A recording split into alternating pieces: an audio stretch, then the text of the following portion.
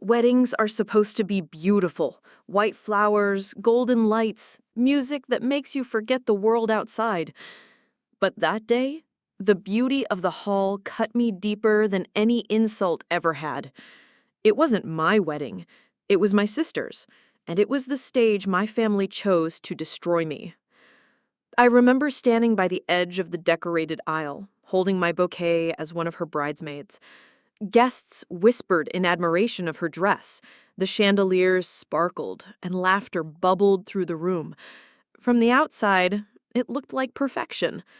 On the inside, I felt like an intruder. "Make sure you don't ruin the photos," my mother hissed in my ear before the ceremony. "Stand to the side. You've always been awkward." My cheeks burned. I swallowed the lump in my throat and nodded, pretending not to care. Pretending was something I had mastered over the years. When the music began, we walked down the aisle.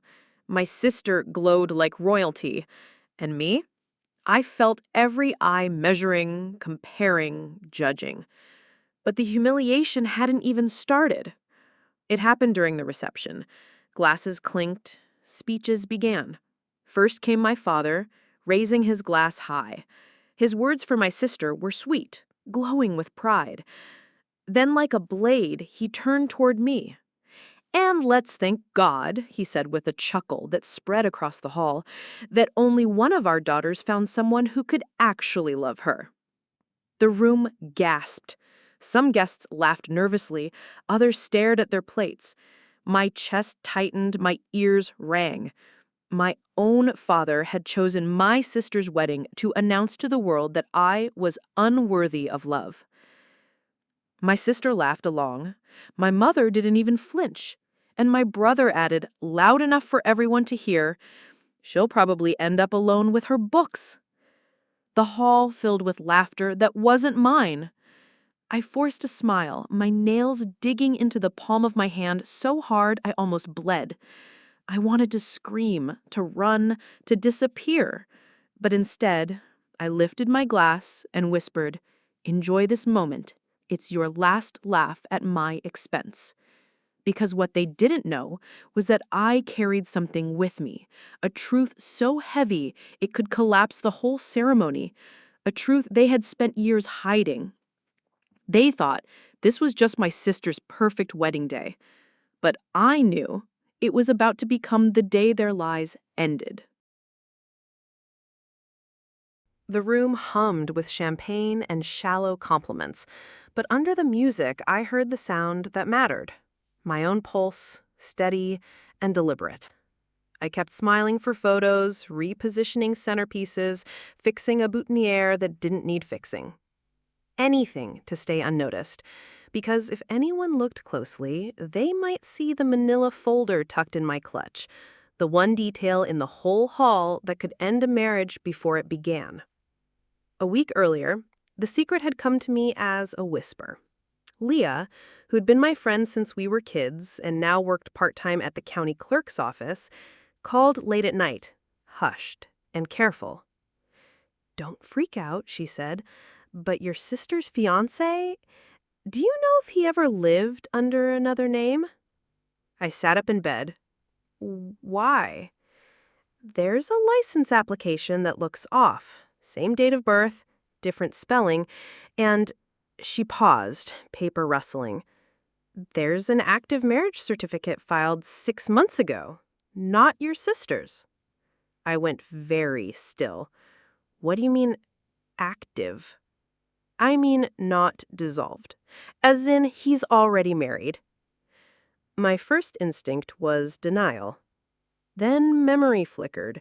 Strange gaps in his stories, a ring he said had been delayed in shipping, my mother's insistence on handling every vendor, every call, keeping me out of the way. I asked Leah for the record number.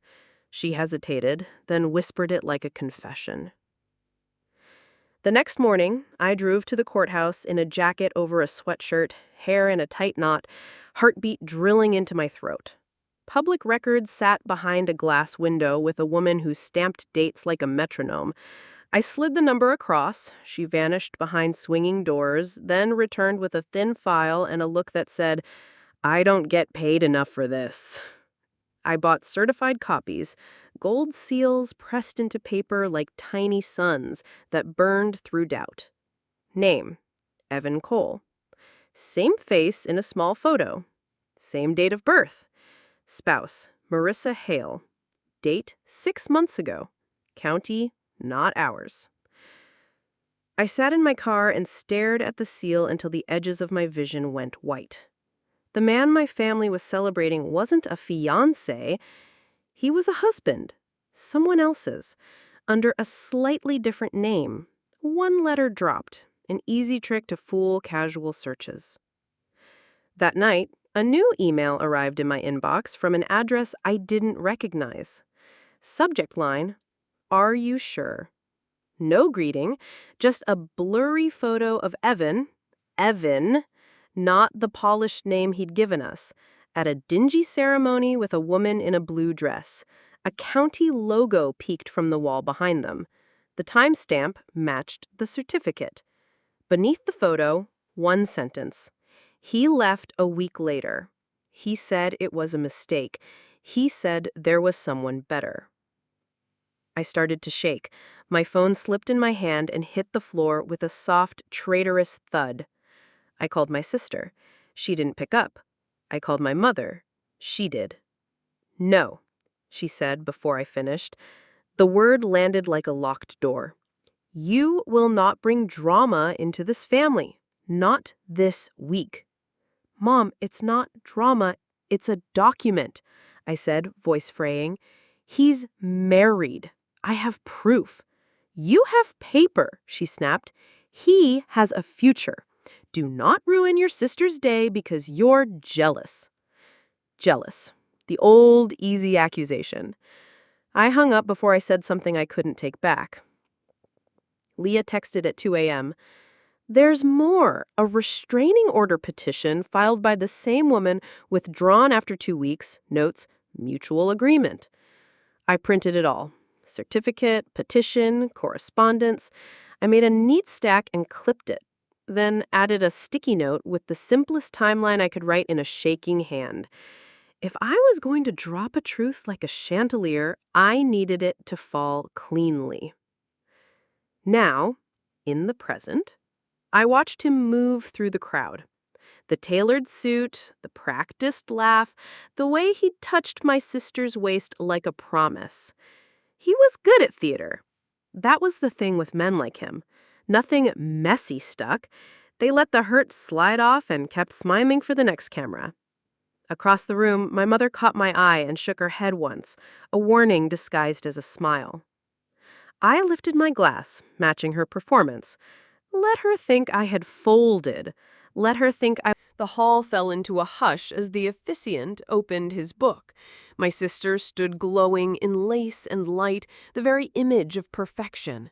Evan, or whatever name he truly owned, smiled back at her with that practiced sincerity I had come to recognize as a mask.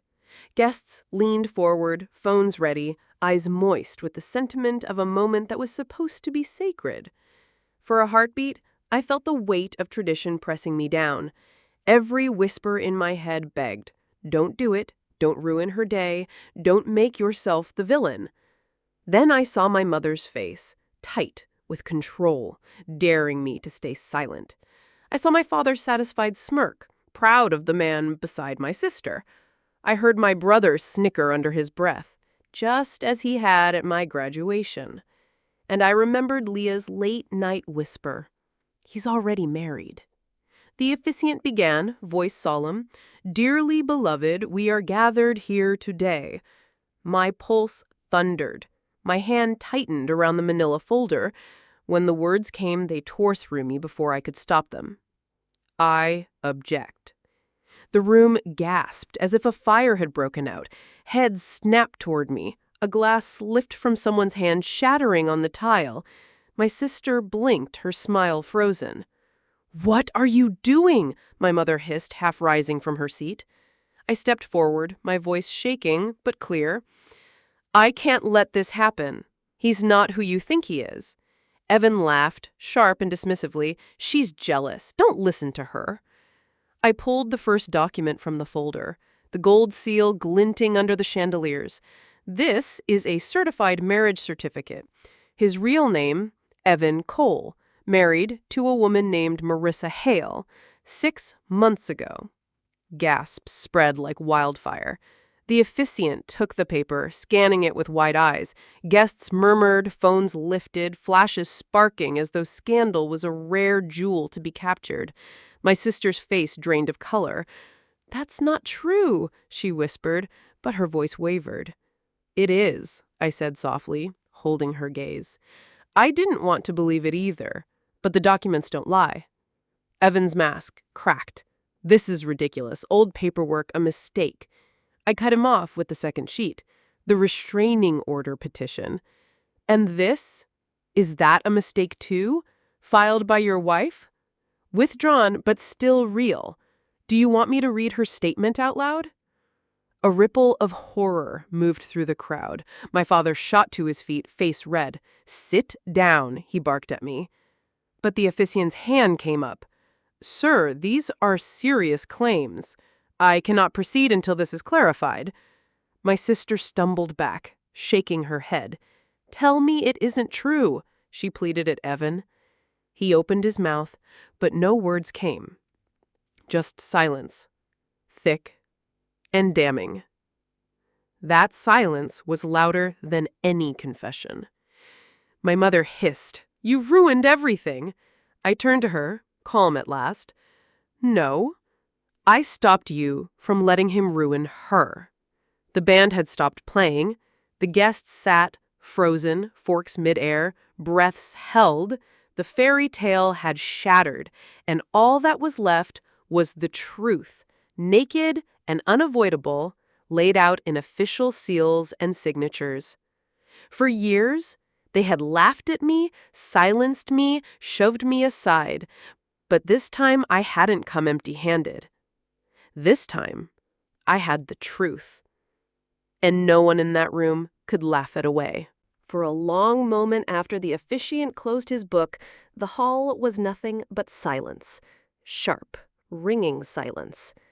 My sister's veil trembled as she turned, staring at me as though she'd never seen me before. Her bouquet slipped from her hand and hit the marble floor with a dull thud that echoed louder than the music ever had.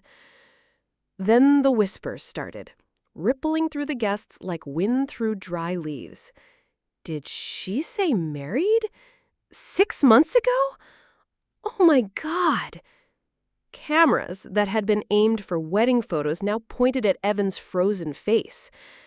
My mother moved first. She stormed toward me, her heels snapping against the aisle, venom in her eyes. "How dare you?" she hissed. "Do you understand what you've done?" "Yes," I said simply. My voice didn't tremble this time. "I saved her." My father pushed past, seizing the papers from the officiant's hands, scanning the seals, the dates, the names. His jaw worked furiously. This can't be real." "It's real. Every page certified, every seal valid. You chose not to see it." Evan finally broke his silence. He raised his hands like a man surrounded. "This is insane! She's twisting things! The marriage was a mistake! I was gonna fix it!" "Fix it?" my sister whispered, her voice trembling. "By marrying me while you were still with her?" Her knees buckled. 2 bridesmaids caught her. Tears smeared her mascara as she searched Evan's face, begging for a lie she could believe. But his eyes darted, desperate, caught in a trap of his own making. The guests erupted, some gasping, some shouting, some already reaching for their coats. The illusion of a fairy tale shattered in seconds. A woman at the front row muttered, "I knew he looked too smooth." My brother shoved through the crowd, face twisted in rage. "You couldn't stand her having a good day, could you? Always jealous, always desperate for attention." I met his fury with calm. Jealous of what? Being lied to? Being married to a fraud? I held up the restraining order for everyone to see. This isn't about attention. This is about truth. The officiant stepped forward, his face pale. I cannot, in good conscience, continue this ceremony. I'm sorry. He closed his book firmly, the sound final, like a door slamming shut. My sister broke then. A sound tore from her throat. Half sob, half scream. She ripped the ring from her finger and hurled it at Evan's chest. "Get out!" she cried. "Get out of my sight!" Evan's mask crumbled completely. His polished charm dissolved into stammering excuses. "It wasn't what you think. I was gonna leave her. Leave? My sister's voice cut like glass. You left me standing here in front of everyone with nothing but shame. My mother tried to hush her, to pull her away, but my sister shook her off. For once the golden daughter didn't listen. She collapsed into a chair, sobbing, while the hall emptied around us. Guests hurried out, some muttering sympathy, others shaking their heads, hungry to share the scandal by morning. The band packed their instruments in awkward silence. The cake stood untouched, a monument to what should have been. My father threw the papers at me, his face a mask of fury. "You destroyed this family," he spat. "No," I said, lifting the folder and tucking it under my arm again. "I destroyed the lie.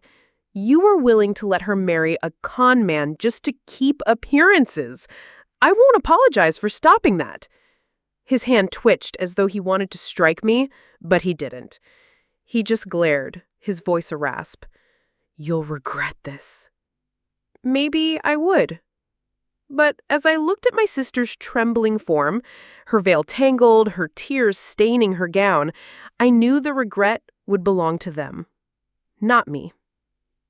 Because for once, the truth had spoken louder than the family's pride, and it had left nothing standing. The house was a battlefield long before we stepped inside that night, but after the wedding disaster, it became unbearable. My parents slammed doors, voices rose and fell in furious waves, and every room pulsed with shame that clung to the walls like smoke. I sat in the kitchen with a cup of cold tea, staring at the paper still tucked neatly in my folder. Proof. Undeniable, yet treated as poison. Through the wall, my father's voice thundered. "She humiliated us in front of everyone. Do you know how many people were there? Do you know what they'll say about this family now?" My mother snapped back, her voice sharp and brittle. "What would you have preferred? That she stayed silent and let your daughter marry a liar?" "That's not the point," he roared. "You protect family, no matter what. You don't air our dirty laundry in public." I laughed bitterly under my breath. Protect family? To them, protecting family had always meant silencing me.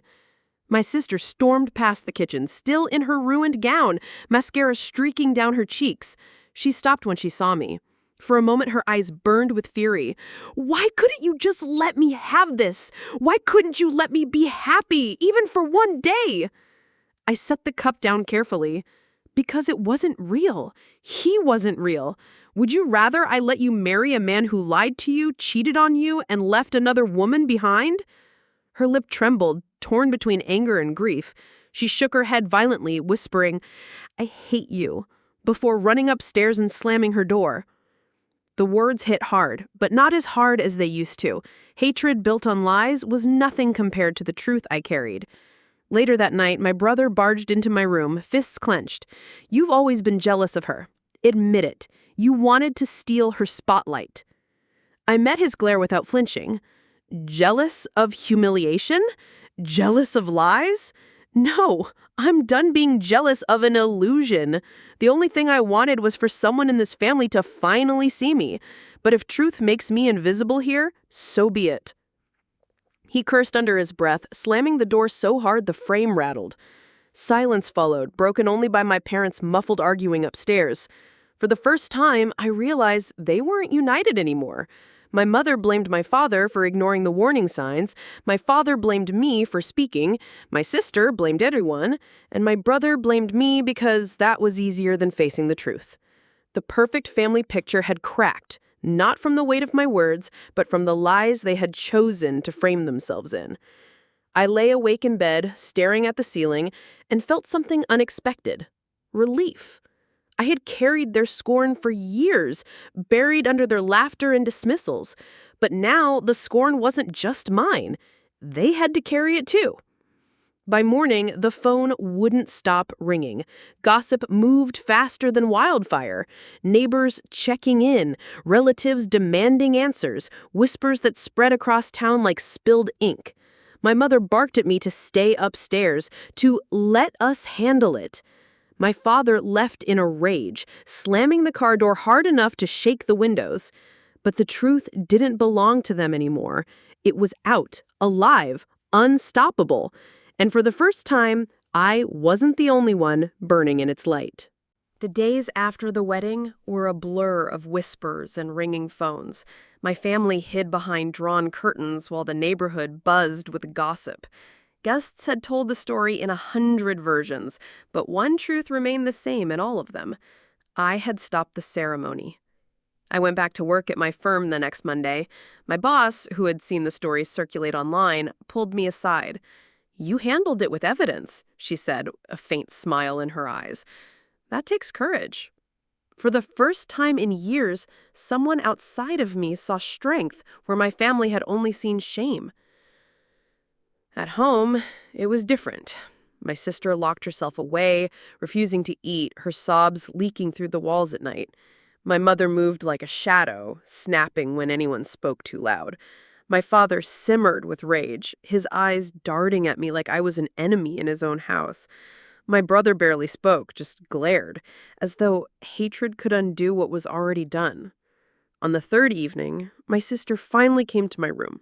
She stood in the doorway, pale, eyes rimmed red. "Was it true?" I nodded. Every word. She crumbled, sliding down the wall until she sat on the floor, her gown still pulled beside her like a ghost she couldn't shake off. "Why didn't anyone warn me? Why didn't Mom or Dad say anything?" I swallowed hard, because appearances mattered more than your happiness. They wanted the perfect story, no matter how false it was. Tears streaked your face. For the first time, I saw not anger, but understanding. You saved me, and I hated you for it." I reached out, pulling her close. "Hate me if you need to, but one day you'll be glad the truth came out now instead of later." The next morning, the reckoning arrived. A letter from the county clerk's office landed in our mailbox. An investigation had been opened. Fraud, perjury, bigamy, words that bled through the paper like black fire. Evan's name was there, bold and undeniable. My father read it, his face draining of color. For once, he had nothing to say. Neighbors stopped by, not with congratulations, but with pity. Their smiles tight, their questions sharp. "How could this happen?" Or "Didn't you know?" My mother lied, saying they were just as shocked as everyone else, but the cracks in her voice betrayed her. The mask had slipped. That evening, I packed my bags. My sister stood at my door, silent but watching. My mother hissed, "Where will you go?" as though the world outside these walls couldn't hold me. I said, "Anywhere but here." I left the house without looking back, the weight of years of humiliation finally falling from my shoulders. For the first time, I felt light, free. Weeks later, I stood on the balcony of my small apartment downtown. The city stretched out before me, alive, full of possibility. Behind me, my diploma hung on the wall, and beside it, the folder of documents. Proof of the day I refused to stay silent.